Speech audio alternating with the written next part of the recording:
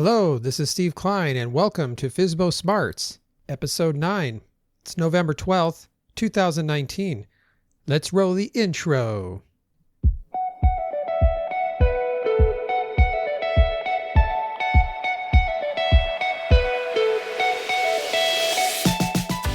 Hello, this is Steve Klein with FSBO Smarts, bringing you the best tips, tools, and techniques for selling your home digitally and online. For sale by owner, and helping you save thousands of dollars in the process on your next home sale, and helping you become FSBO Smart. In this episode, we're continuing our journey. It's now technically the second month of our sale since we put it up on September 1st, and actually that was August 31st, but technically it was the weekend of September 1st. And we've learned a few things, and we've gained some more knowledge, and I want to impart that onto you. One of the major changes is that we ended up adjusting our sales price. Now, you might remember way back in, I believe it was July, that I was pricing this, and right before we went and took the month of August off because of our vacation, I was deciding to sell the home to get the most out of it because, well, it's sentimental to me. I didn't really want to just let it go. And I felt like if I got the most money for my mom, it would be doing her really well because every little bit right now helps. I mean, every $10,000 extra that we would get with the sale proceeds gives her about 2 more years. Well, yeah, 2 more years in addition to the funds that she would already have to take care of her health care costs. So that was one thing that I wanted to make sure that I got all situated for my mom. But I realize also that the market only bears to what it will take, meaning that if a house is valued at, let's say, $339,000, and I'm trying to get $359,000, $20,000 more, and the market doesn't bear that, then no one's going to buy it unless they really, really, really want it. No one can get the same sentimental value as I can. So obviously to them, it's just going to be a house. And I know some people will value it, but I got to be realistic because if someone's getting a loan on it, unless they have a rich uncle, they're not going to pay the extra $20,000. And they really have to really love this house to be able to do that. And I just couldn't see myself just having this on the market for too much longer, knowing that my mom is in really need of the money. And to be honest, we are too. I mean, we're footing the bill for part of this stuff, for goodness sake. I mean, pretty soon we're going to run out of money. So we got to really do it for my mom, but also for ourselves because we're helping offset the cost for my mom being in her assisted living facility. And we just can't sustain that over time. So it's just something that we need to do now, as much as for my mom, but also for us. We don't want to go into debt ourselves. So that's not a good place to be. So yeah, so I'm going to adjust the price, and I already have at the beginning of October. It is now at the sale price, the retail price, more accurately. And I might come down a little bit more just to make it more enticing because we still have equity and we still have room to grow and to discount if we need to. But I really don't want to. I want to try and get the most value we can out of this home. And if there's an owner that is struggling, we may be able to come down. So that's a good place to be. And I'm even thinking if we don't sell it by December of making some sort of winter Christmas holiday special because I don't think that we're going to get a lot of takers during the holidays. It's just my gut feel. I'm not sure statistically if that's accurate, but I always hear that it's really a slow period of time for real estate sales. So if I could somehow offer a discount, let's just say $10,000 off or even $15,000 off, I mean, that would be incredible, right? So anyway, the Zillow Zestimate on our house is $323,000. And I think that the appraisal will come out to be about $329,000 or $330,000. So I'm updating my price to $330,000 and possibly $335,000. I've changed the price to the flyer or on the flyer to $335,000 and also updated the website. So it'll be reflective, but I really am thinking about discounting for the holiday season, like maybe a $10,000 off or maybe $15,000, just to see if I can get excitement around this. Because even if I sold it for a $10,000 discount, first of all, I'm still saving thousands of dollars off of a real estate agent. and I sell the house soon. And I'm getting a little bit nervous if this goes past the new year. We could probably go till February, but then I think my mom's accounts are going to run low because we've been kind of offsetting some of the cost for her. And then also we're going to have to be paying some out of our own savings. And so we don't want to do that. We want to get my mom situated there and make sure she's still thriving in the community that she's chosen. And also that it's not going to financially strap us as well. So it's all about mom. It's all for mom. Incidentally, she had some neighbors that came over, neighbors that lived across the street from her that know my mom. They knew my dad really well as well. They knew both of them.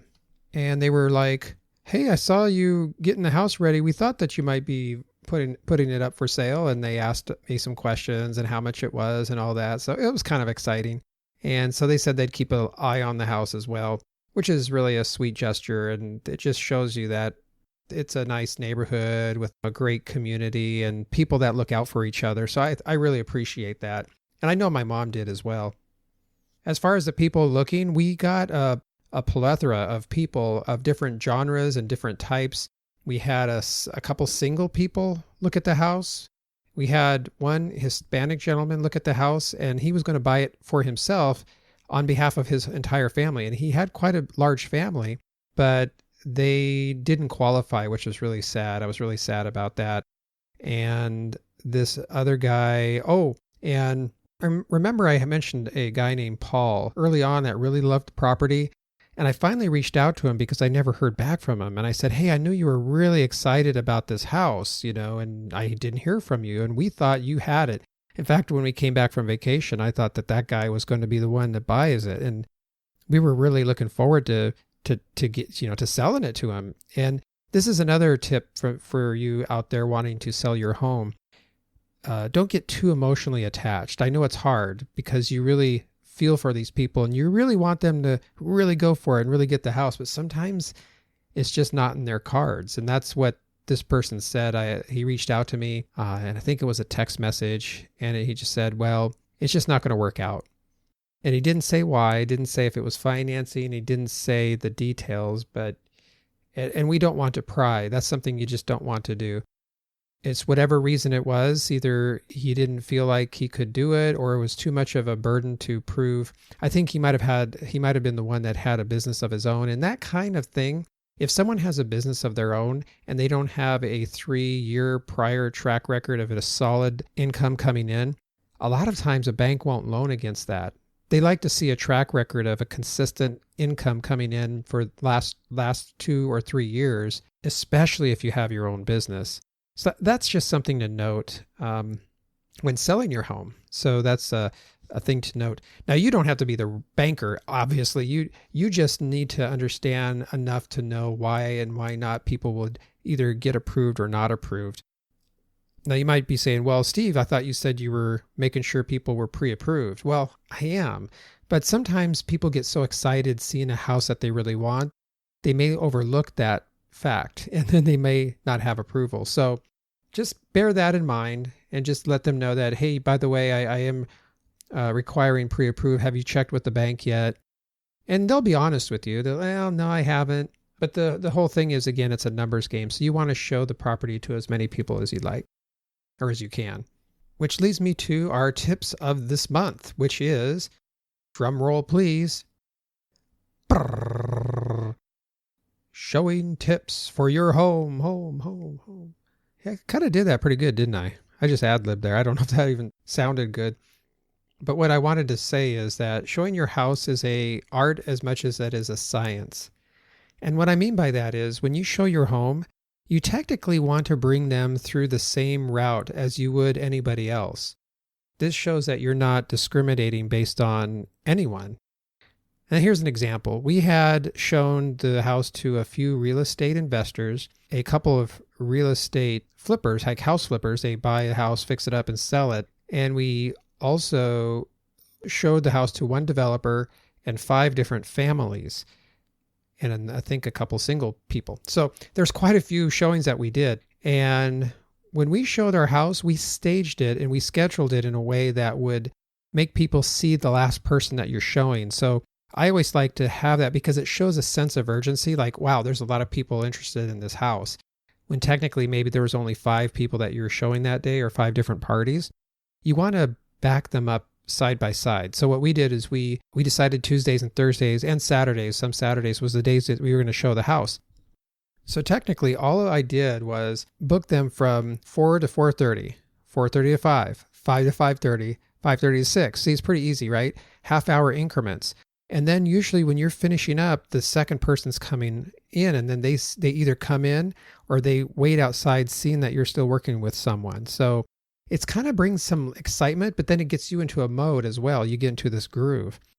That's tip number 1. Schedule them together. Schedule them side by side, and make a schedule for whenever you do have the showings.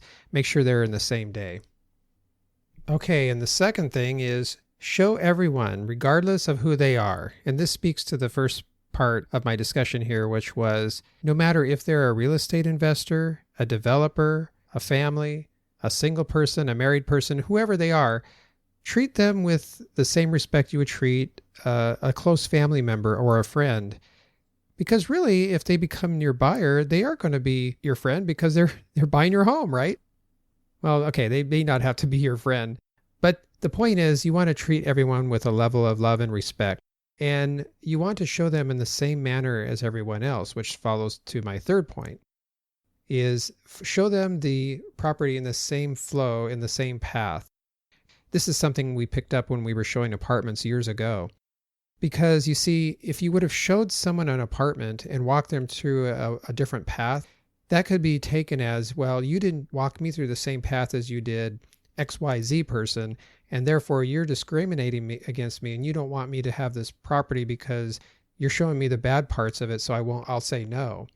Now that's kind of extreme, right? But the point is you want to think of it in terms of having a rhythm of the way you're showing a house. So what we would do is we would show them the inside unless they asked us specifically, no, we want to see outside first. But here's the flow, is that what we're doing is we're always going in from the front room, the front door, into the living room, into the bedrooms, showing them the bedrooms, coming back, showing them the kitchen and the utility room and the bathroom, and then taking them from there out to the backyard, showing them all around the backyard and how we have this big half-acre yard, show them where the garden can be and the pool could be and all that. Take them in between the house and the garage, which is a detached garage, by the way, having them come inside the garage, look around, and then come in through the utility room, which is a side door of the house, and then back into the kitchen and into the dining room. And then there you'd be right in the back into the front door where you started. And at that point, they could either talk to us a little bit more, make an offer, or we could show the next person the house. So that's the way it's been going. And for the most part, I think that works pretty well because they really can see the full gambit of all the house. They can see the inside, the outside. They'll know the house inside and out, and they can make a sort of high-level decision if they want to keep going. And if they're now seeing my video, that gives them another level of footage to see and decide if they want this house or go forward. I did get some valuable feedback, by the way, and this is just a note before I continue on with the showing, is that people were noticing how the ceilings are low in the living room because, again, this is an older part of the house, and in those days they had to raise the foundation, or the crawl spaces weren't that big, and so everything was raised a little bit rather than dug down. And so the ceilings in there are pretty short. And I don't know how short they are, but I want to say they're like 6.5 feet. Maybe no, it has to be a little taller than that. Maybe 7 feet. I don't really remember, but it just seemed low. And when I was filming with the video, someone said that. They go, well, on that video, your ceilings looked a little low. And I think it was a part where I was walking in from the kitchen to the dining room. So what I'm doing is editing that part out of the video. I'm still going to show the ceilings, but I'm going to show, as I'm walking into the dining room, I'm going to put a wide angle lens photo of the living room there and then come back to me as I walk to the back bedrooms. I think that'll at least alleviate that. And then when they come on site, they can then make a decision. But again, there's another pre-qualifier. If they don't like the low ceilings, then they don't have to buy the house, right?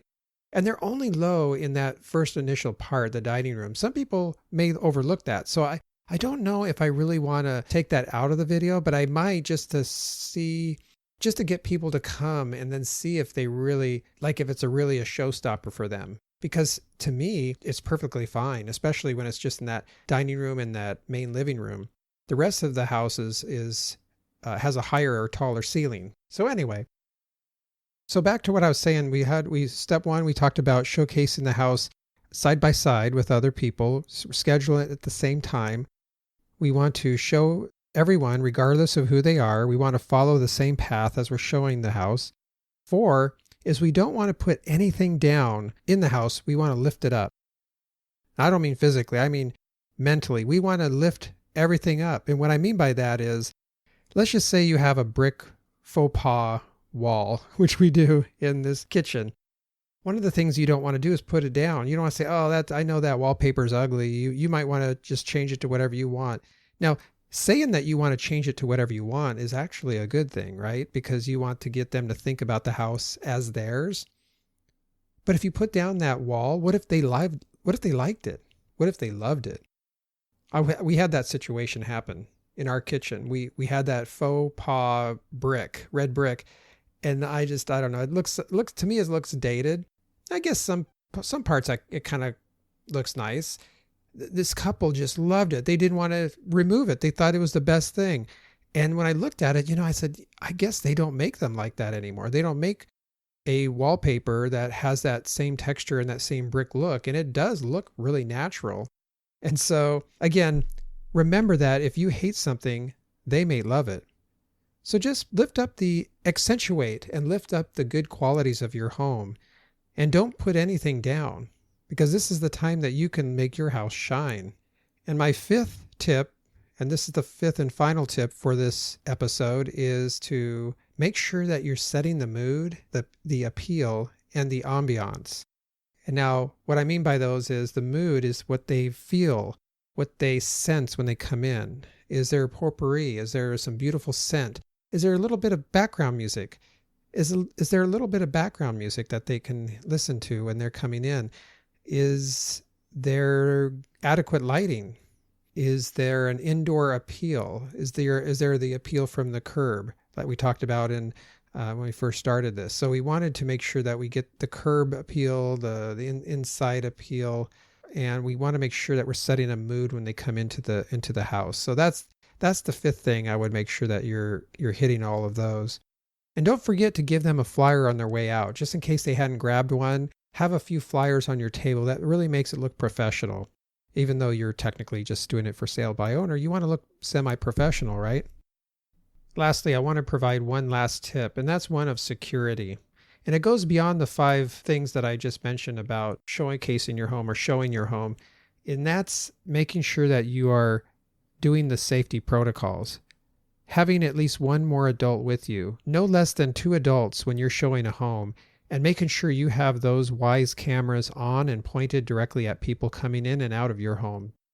This is just an extra safety measure, and I don't want to freak you out.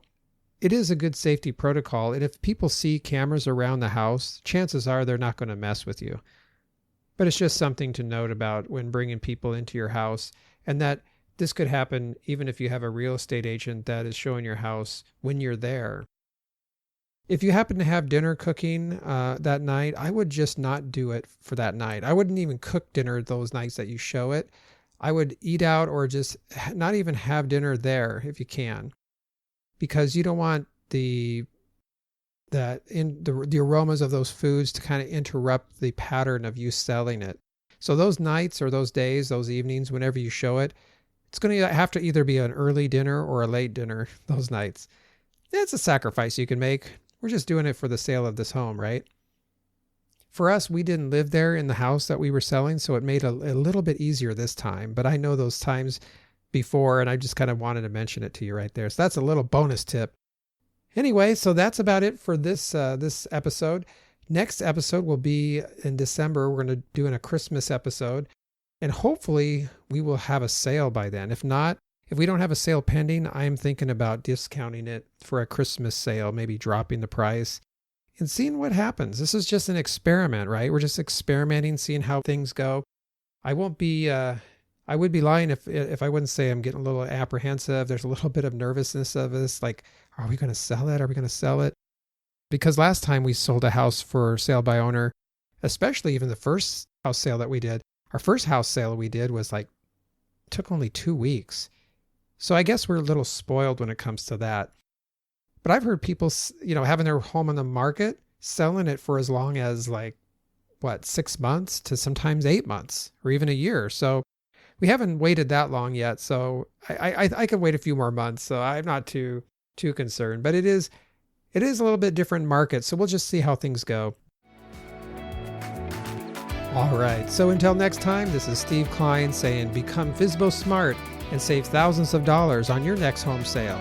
And we will see you in the next episode.